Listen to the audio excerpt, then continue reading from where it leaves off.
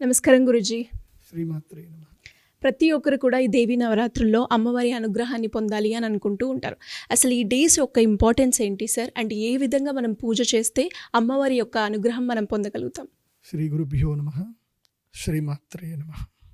నమో దేవ్యై మహాదేవ్యై శివాయై సతతం నమః. నమ ప్రకృత్యై భద్రాయై నియతా ప్రణతాస్మత.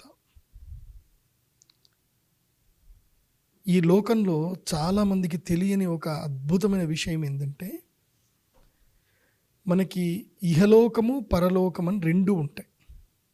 ఏ లోకాలు? ఇహలోకము పరలోకం. ఇహలోకం అంటే మన కంటికి కనిపిస్తుంది, ఆల్రెడీ మనమంతా కూడా ఇక్కడే ఉన్నాం మనం, ఇది ఇహలోకం. పరలోకం మన కంటికి కనబడదు. చాలామంది ఏంటంటే కనుక ఈ మన యొక్క పురాణాల్లో కానీ ధర్మశాస్త్రాల్లో కానీ ఏదైనా సరే, ఇహలోకంలో మనము తపస్సు చేసుకొని కష్టపడి పూజ పునస్కారాలు ఇవన్నీ చేసుకుంటే మనకి పరలోకంలో మోక్షం దొరుకుతుంది అని చెప్తారు. అయితే నాకు చిన్నప్పుడు ఇదే విషయం చెప్తా ఉంటే నేను కొంచెము మొండివాడిని అనమాట. చిన్నప్పుడే గురుకులంలో ఈ విషయాలు చెప్తా ఉంటే, సరే పరలోకం ఎక్కడుంది, ప్రమాణం ఏమన్నా ఉందా అని అంటే, ప్రమాణం అంటే వేద ప్రమాణమే అని అన్నారు. మరి పరలోకంలో భోగాలు దొరుకుతాయి, అది నేను ఏ శరీరంతో అనుభవిస్తానా వేరే శరీరంతో అనుభవిస్తాను నాకు తెలియదు.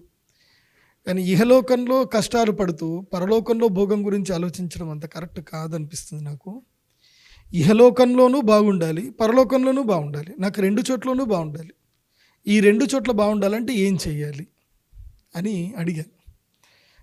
అడిగితే మా గురువుగారు అప్పుడు చెప్పారనమాట, ఇహపరలోకంలో సౌఖ్యాన్ని ఇచ్చేది, భోగభాగ్యాలను ఇచ్చేది కేవలము జగదంబ ఉపాసన మాత్రమే, అమ్మవారు ఉపాసన.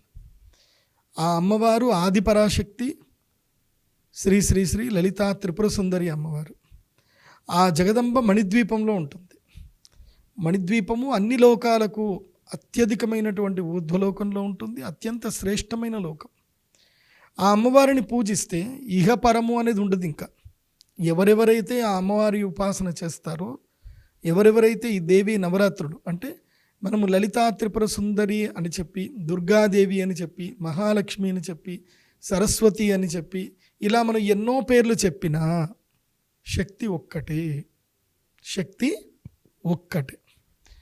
కాబట్టి ఇక్కడ మనము భేదం చేయవలసిన అవసరం లేదు. అంటే ఆ అమ్మవారు వేరు, ఈ అమ్మవారు వేరు, నేను దుర్గా అమ్మవారిని పూజ చేస్తున్నాను, నాకు వేరే అమ్మవారు నచ్చరు, ఇలా చెప్పడానికి ఉండదు.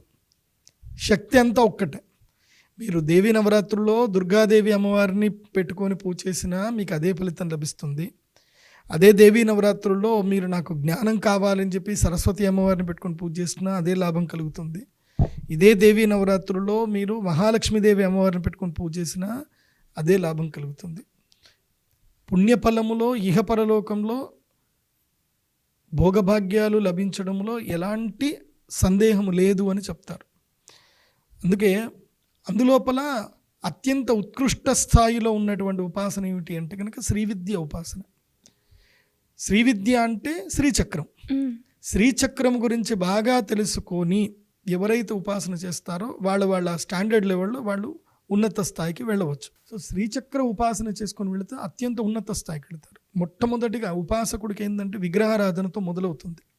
అమ్మవారి విగ్రహాన్ని చూసి మొదలు వికారాలన్నీ కలుగుతాయి. అమ్మవారి యొక్క విగ్రహం చూసినప్పుడు కానీ, అమ్మవారి పూజ చేసేటప్పుడు కానీ వికారాలన్నీ కలుగుతాయి. కొంచెం కామ వికారాలు కలుగుతాయి, లేకపోతే చంచల స్వభావం వస్తుంది, ప్రసాదాల మీద కన్నుపోతుంది, ఇలా కొన్ని వికారాలన్నీ కలుగుతాయి బేసిక్ స్టేజ్లో. ఆ తర్వాత సాధన చేస్తూ వెళితే జగదంబ తత్వం పూర్తిగా బోధించి మనస్సులో చాలా ఒక అద్భుతమైన ప్రశాంతత ఏర్పడుతుంది.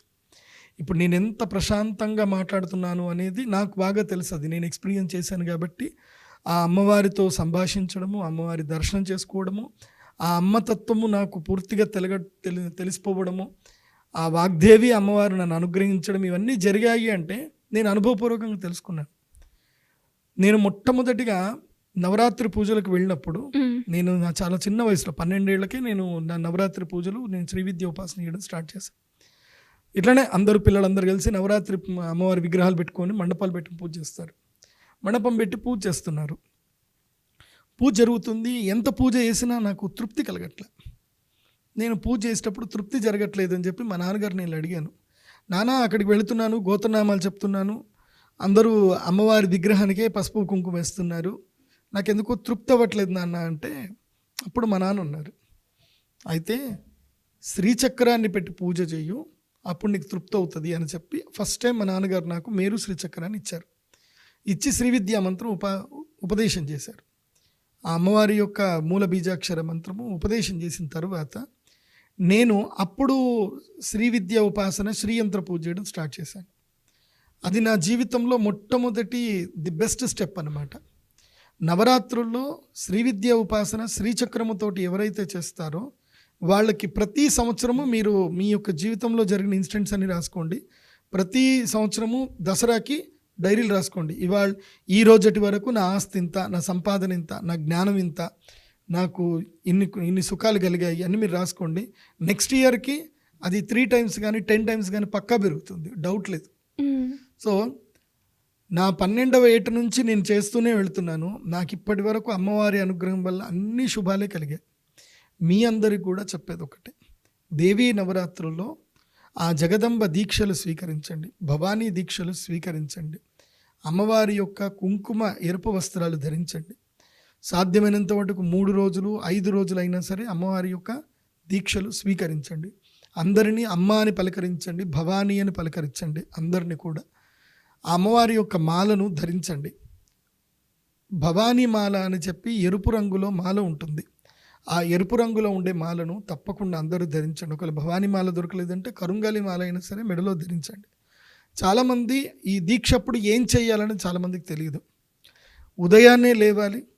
భవానీ దీక్షలు స్వీకరించినటువంటి వారు ఎవరైతే ఉన్నారో ఈ నవరాత్రుల్లో తప్పకుండా బ్రాహ్మీ ముహూర్తము 4 గంటలకే లేవాలి. చల్లటి నీళ్ళతోటి స్నానం చేయాలి. స్నానం చేసిన తర్వాత సూర్య నమస్కారాలు చేయాలి.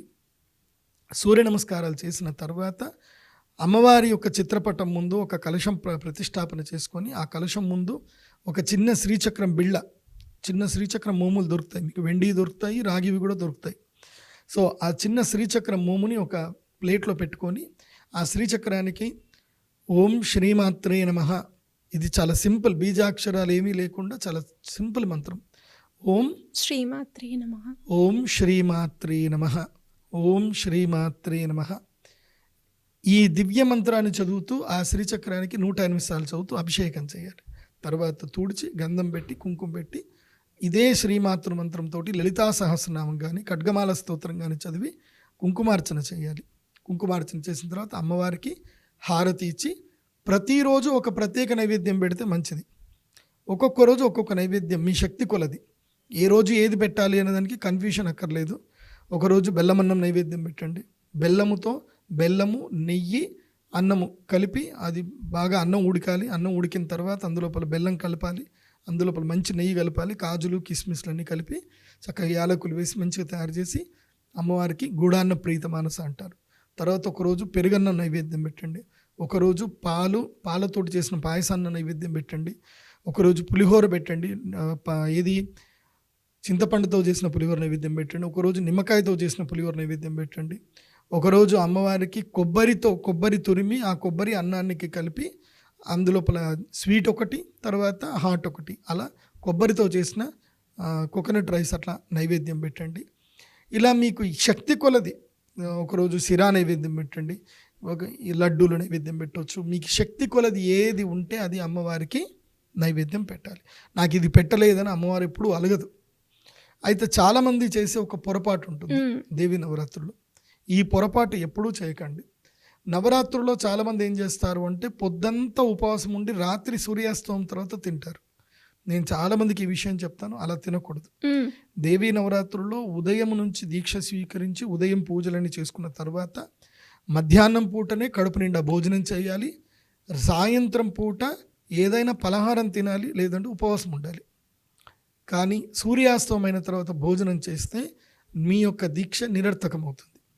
ఎందుకోసమంటే మన జఠరాగ్ని సూర్యుడు ఎట్లాగైతే ఉదయించి అస్తమిస్తాడో మన జఠరాగ్ని కూడా ఉదయించి అస్తమించుతుంది. సూర్యాస్తమం అయిన తర్వాత తినకూడదు. కాబట్టి భవానీ దీక్షలు ఉండేటువంటి వాళ్ళు ఈ యొక్క నియమాన్ని మాత్రం ఖచ్చితంగా తప్పకుండా పాటించండి. ఇంకోటి ఏంటంటే కనుక ఋతుక్రమంలో ఉండేటువంటి స్త్రీని ముట్టడం కానీ చూడడం కానీ అవి వండిన పదార్థాలు కానీ తినకూడదు. అది తప్పకుండా భవానీ దీక్షలో నియమం. అలాగే అమ్మవారి దగ్గరికి కూడా వెళ్ళినప్పుడు దుర్బుద్ధి ఉండడం కానీ చిత్తశుద్ధి సరిగా లేకపోవడం కానీ ఇవేవి ఉండకూడదు. అమ్మవారి దగ్గర ఉన్నప్పుడు ఏకాగ్రత అనేది తప్పకుండా సాధించుకోవాలి. అదేవిధంగా ఈ 9 రోజులు నవరాత్రులు మాంసం తినకుండా ఉండి దసరా రోజు వెళ్ళిపోయి మాంసం తినకూడదు.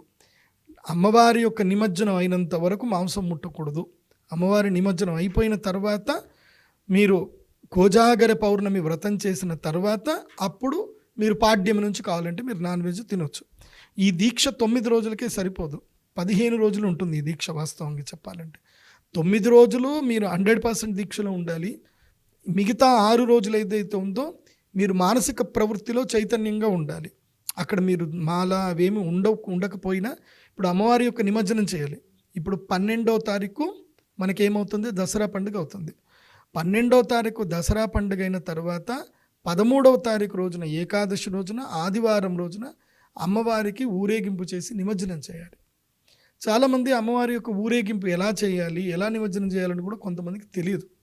మీకు ఆ విధి విధానం కూడా చెప్తున్నాను. జాగ్రత్తగా విధి విధానాన్ని కూడా మీరు పాటించండి. దసరా రోజు ఏం చేయాలో చెప్తాను, వినండి. మహర్నవమి రోజు సాయంత్రము అమ్మవారి యొక్క పూజ మొత్తం అయిపోయిన తర్వాత మెల్లిగా కలశాన్ని కదపాలి. కలశాన్ని కదిపి ఉత్తర పూజ చేయాలి. మహర్నవమి రోజు ఉత్తర పూజ చేసేయాలి. దశమి రోజు అమ్మవారికి విజయోత్సవ పూజలు చేయాలి. మహర్నవమి దశమి రోజు ఏం చేయాలి అంటే మీ ఆయుధాలు తీసుకెళ్ళి అమ్మవారి దగ్గర పెట్టి ఆయుధాలకి కుంకుమ నీళ్లు చూపించేసి గుమ్మడికాయ కొట్టి అమ్మవారికి విజయోత్సవంగా చూపించాలి. శమీపత్రాన్ని అందరూ కూడా స్వీకరించాలి. విజయదశమి రోజు అందరూ కూడా తమ పొలిమేర దాటాలి. తమ ఊరు పొలిమేర దాటి పొలిమేరలో ఉండేటువంటి యొక్క మైసమ్మ, ఎల్లమ్మ, పోచమ్మ, గంగమ్మ, ఎల్లమ్మ ఇలా ఏ అమ్మవార్లు మనకి పొలిమేరలో ఉంటారో అమ్మవార్లను దర్శనం చేసుకోవాలి. ఆ తర్వాత పొలిమేర నుంచి మనము ఈ యొక్క శమీపత్రమును తెచ్చుకోవాలి. శమీపత్రం తెచ్చుకొని పెద్దలకు, తల్లిదండ్రులకు, గురువులకు, మిత్రులకు అందరికీ ఆ శమీపత్రాన్ని పంచి వాళ్ళందరితో ఆశీర్వాదాన్ని స్వీకరించాలి. మిత్రులైతే ఆలింగనం చేసుకోవచ్చు.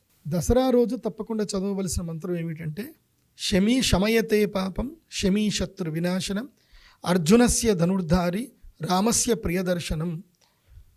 ఈ యొక్క దివ్య మంత్రాన్ని 11 మార్లు శమీపత్రం దగ్గర కూర్చొని చదివి ఆ శమీపత్రాన్ని మీ దగ్గర పెట్టుకోవాలి. దసరా రోజు కొత్త వస్త్రాలు ధరించినాక శమీపత్ర పూజ, శమీ వృక్ష పూజ చేయాలి.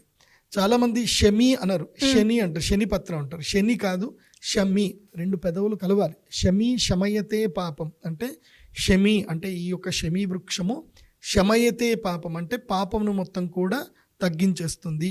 శమీ శత్రు వినాశనం.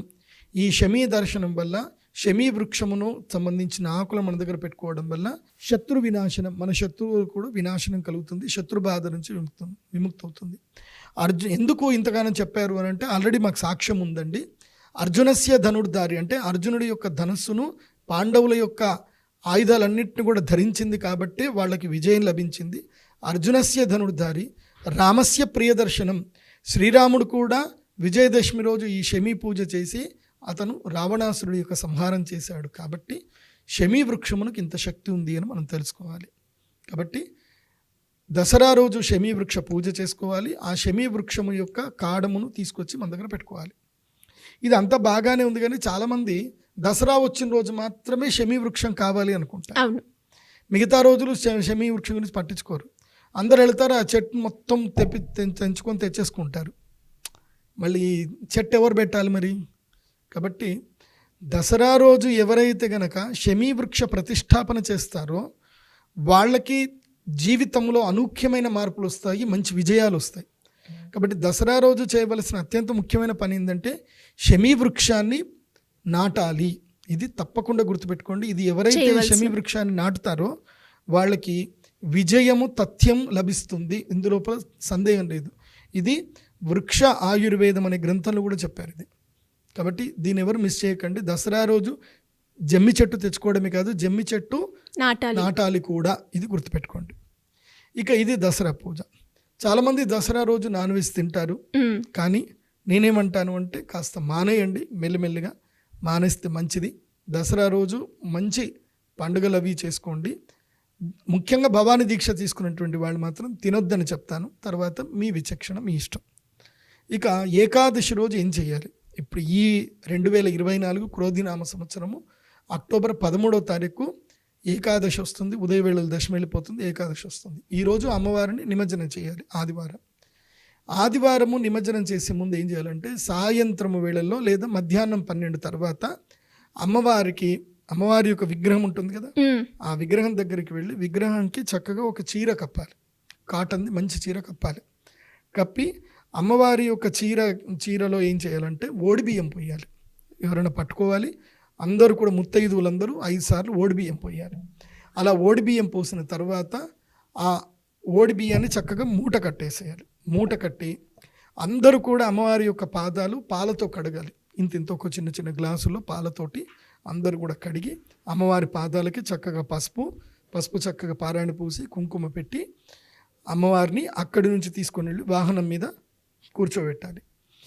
అమ్మవారిని ఊరేగింపు చేసే ముందు అంటే కదిపే ముందు తప్పకుండా గుమ్మడికాయతో, అంటే తీపి గుమ్మడికాయ, అంటే అది రెడ్ కలర్లో ఉంటుంది, తీయటి గుమ్మడికాయ అంటారు. ఆ తీయటి గుమ్మడికాయ మీద కర్పూరం పెట్టి అమ్మవారికి తప్పకుండా దిష్టి తీయాలి. దిష్టి తీసి ఆ తర్వాత ఆ యొక్క గుమ్మడికాయను పగలగొట్టిన తర్వాతనే అమ్మవారిని కదపాలి. దిష్టి తీయకుండా అమ్మవారిని కదపకూడదు. ఇది బాగా గుర్తుపెట్టుకోండి. దిష్టి తీసిన తర్వాత అమ్మవారిని కదపాలి. తర్వాత మీరు ఏదైతే వాహనంలో ఊరేగింపు అనుకుంటున్నారో ఆ వాహనంలో అమ్మవారిని కూర్చోబెట్టాలి. అమ్మవారిని కదిపి వాహనం దగ్గర తీసుకెళ్లేటప్పుడు కూడా మంగళహారతులతోటే తీసుకెళ్ళాలి. మంగళహారతులు లేకుండా, ముత్తైదువు లేకుండా అమ్మవారిని కదపకూడదు, గుర్తుపెట్టుకోండి. ఆ తర్వాత వాహనం మీదకి ఎక్కించిన తర్వాత ఆ వాహనానికి 4 టైర్లు ఏవైతే ఉంటాయో వాటికి చక్కగా నిమ్మకాయలు కింద పెట్టి, తర్వాత మళ్ళీ రాచగుమ్మడికాయ, అంటే గ్రీన్ కలర్లో ఉంటుంది కదా, రాచగుమ్మడికాయ అంటారు. ఆ గుమ్మడికాయతో దిష్టి తీసి గుమ్మడికాయ కొట్టి కొబ్బరికాయ కొట్టి తర్వాత వాహనం కదపాలి. అందరూ కూడా అమ్మవారి యొక్క జయ ధ్వానాలు చెయ్యాలి. దుర్గామాతాకి జై, భవానీ మాతాకి జై అని జయ ధ్వానాలు చేస్తూ ఇంకా బ్యాండ్లు డప్పులు ఏవైతే ఉంటాయో చక్కగా నృత్యము గీత వాయిద్యాలతోటి మంగళహారతులతో వెళ్ళాలి. అమ్మవారికి ఊరేగింపులో వైశిష్టత ఏమిటి అంటే మంగళహారతులు.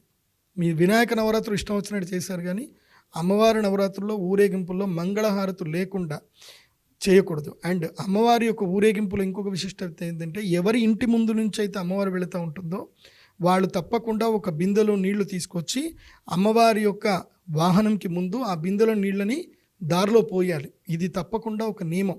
మీ ఇంటి ముందు నుంచి అమ్మవారు వెళుతున్నప్పుడు మీ ఇంటి నుంచి నీళ్ళు అనేటువంటిది దారపోయాలి. అమ్మవారికి స్వాగతం చెప్పినట్టుగా దారపోయాలి. అలా చేస్తే మీ ఇంటికి మంచిది. అది బాగా గుర్తుపెట్టుకోండి. సో ఇలా ప్రవర్తిస్తూ ఎక్కడి వరకైతే అమ్మవారి యొక్క ఊరేగింపు అయిపోతుందో తర్వాత నదీ తీరంలో గోదావరి కానీ కృష్ణానది కానీ చెరువులో కానీ ఎక్కడైతే అమ్మవారిని నిమజ్జనం చేయాలనుకుంటున్నారో అక్కడ నదీ తీరం దగ్గరికి పెట్టి అక్కడ ఏం చేయాలి, విశేషంగా అమ్మవారికి పూర్ణాభిషేకం చేయాలి. మీరు ఏ విగ్రహానికైతే పూజ చేస్తున్నారో ఆ విగ్రహానికి పూర్తిగా తలపై నుంచి అక్కడ పాలతోటి మినిమం ఒక 10 లీటర్ల పాలు చక్కగా అమ్మవారికి అభిషేకం చేయాలి. చేసి ఇంత పసుపు తీసుకొని అమ్మవారికి చక్కగా పూర్తిగా పసుపు పెట్టి తర్వాత కుంకుమ చక్కగా పెట్టి అమ్మవారి మెడలో దండ వేసి హారతి ఇచ్చి ఆ తర్వాత అమ్మ విజయదశమి ఉత్సవం మేము చేశాము. ఇక ఇప్పుడు ఈ భూమండలం ఒక్కటే కాదు, ఇలాంటి కోటి భువన భాండాలు ఉంటాయి. ఎక్కడెక్కడో మళ్ళీ ఇలాంటి రాక్షసులు మళ్ళీ పుడతానే ఉంటారు. ఇవి పునరావృతం జరుగుతూనే ఉంటాయి. కాబట్టి రాక్షసులని సంహరించమ్మా, మంచిని కాపాడమ్మా, ధర్మమును కాపాడమ్మా, మమ్మల్ని కూడా కాపాడమ్మా అని అమ్మవారికి చెప్పి పోయి రావమ్మా తల్లి అని చెప్పి అమ్మవారిని మెల్లిగా సాగనంపాలి. ఈ పొరపాటు చేయకూడదు. అమ్మవారిని నిమజ్జనం చేసేటప్పుడు చాలామంది బ్రిడ్జ్ మీద నుంచి ఇలా నూకేస్తారు, ఇలా తోసేస్తారు. అలా చేయకూడదు. అమ్మవారి విగ్రహము మెల్లిగా మునిగేటట్టుగా పడవలో కానీ దేంట్లో కానీ తీసుకెళ్ళి మధ్యలో కానీ వేస్తే మంచిది. ఎలా పడితే అలా ఒడ్డులో వేసేసి అలా చెయ్యకూడదు. సాధ్యమైనంతటుకు ఎక్కువ లోతులో వెళ్ళేటట్టుగా చూసి ఆ విగ్రహం లోపల వేస్తే మంచిది. ఈ విధంగా ఈ యొక్క నిమజ్జనం అయిపోగానే అందరూ ఇంకా అయిపోయింది అని కొంతమంది మాలలు తీసి తెంపేస్తారు. మాలలు వాస్తవంగా తెంపకూడదు. మీ దీక్ష చేసినప్పుడు మీ శక్తి అంతా ఎక్కడ నిక్షిప్తమై ఉంటుందంటే ఈ మాలల్లోనే నిక్షిప్తమై ఉంటుంది. ఈ మాల పాడేస్తే ఇంకేంటి? ఇప్పుడు మీకు సంబంధించి మీ దీక్షకు సంబంధించిన నిదర్శనం ఏంటి అంటే ఈ మాలనే. ఈ మాలను తీసి పాడేయకుండా తీసి గంగాజలంలో శుద్ధి చేసుకొని అది ఇంట్లో వెళ్ళి మళ్ళీ ఒక బాక్స్లో పెట్టుకోవాలి. మళ్ళీ మీకు ఎప్పుడైనా ఏదైనా సమస్య వచ్చింది ఆ మాల వేసుకొని ఇదే మంత్ర జపం చేసుకోవాలి. మాలలు ఎప్పుడు తీసి పాడేయకూడదు. ఎక్కడ పడితే అక్కడ మాలలు పాడేస్తారు. ఇంకా అయిపోయింది, అది ఇదేమన్నా వేస్ట్ పదార్థం అనుకుంటుర్రా? కాదు, తప్పకుండా ఇది ఇంట్లోనే ఒక బాక్స్లో పెట్టుకొని ఉంచుకోవాలి. ఇది బాగా గుర్తుపెట్టుకోండి. తర్వాత భవానీ అమ్మవారి యొక్క నిమజ్జనం అయిపోయింది, 13వ తారీఖు అయిపోయింది. 14, 15 ఈ 2 రోజులు మీరు నార్మల్ లైఫ్ని లీడ్ చేసుకోవచ్చు. ఇంకా మీ జనరల్ లైఫ్, కాకపోతే నాన్ వెజ్ తినకూడదు. మీకు దీక్షా శక్తి ఉంటుంది కదా, నెగిటివ్ మీ దగ్గరకు రాకూడదు, కాబట్టి నాన్ వెజ్ తినకూడదు. ఏది 13 తినకూడదు, 14 తినకూడదు, 15 తినకూడదు. 16వ తారీఖు రోజు రాత్రి కోజాగర పౌర్ణమి ఉంటుంది. ఆ రోజు ఏం చేయాలో చెప్తాను. సో కోజాగర పౌర్ణమి చేసిన తర్వాత కోజాగిరి పౌర్ణమి రోజు చంద్రదర్శనం చేసుకుంటే అదృష్ట యోగ సిద్ధి కలుగుతుంది. ఎవరెవరైతే గనక వినాయక చవితి ఎప్పుడు చంద్రుడిని చూస్తారో ఆ చంద్రుడిని చూసిన దోషం పోవాలి అని అంటే కోజాగిరి పౌర్ణమి రోజు పాలల్లో చంద్రుడిని చూడాలి. మరి ఆ కోజాగిరి వ్రతం ఎలా చేయాలో నేను మళ్ళీ చెప్తాను. దీనికి కంటిన్యూస్ ఉంటుంది పార్ట్ 2, అది అందరూ చూడండి. మీరు చెప్పిన విషయాల్లో చాలా మందికి తెలియని విషయాలే ఎక్కువగా ఉన్నాయి సార్. అండ్ దాంతోపాటు మీరు వివరించిన విధానం ఏదైతే ఉందో అందరికీ కూడా చాలా ఈజీగా అర్థమయ్యే పద్ధతిలో వివరించారు. ధన్యవాదాలు గురుజీ.